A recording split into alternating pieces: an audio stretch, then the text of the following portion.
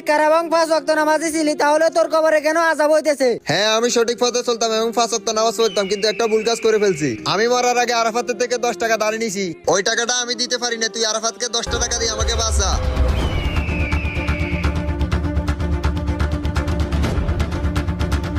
আরিফ বন্ধু, বাড়িতে আসস তুই? কিরে রাকিব, কোন সমস্যা? তাহলে শুন, একটু আগে জিয়াদ আসছিল আমার কাছে। তুই কি পাগল হয়ে গেছে? তো কেমনে আসবে? ও তো মারা গেছে। আচ্ছা তাহলে শুন।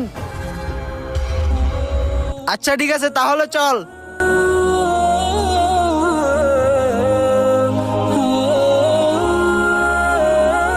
ভাই, আমার বন্ধু জিয়াদ মরার আগে আপনার থেকে 10টা টাকা ধার নিছিল, কিন্তু ও টাকাগুলো দিতে পারে না। আরিফ, টাকাগুলো দে তো।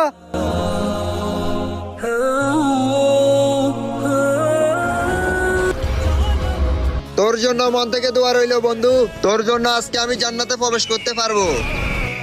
ভিডিওটি ভালো লাগলে চ্যানেলটি সাবস্ক্রাইব করুন।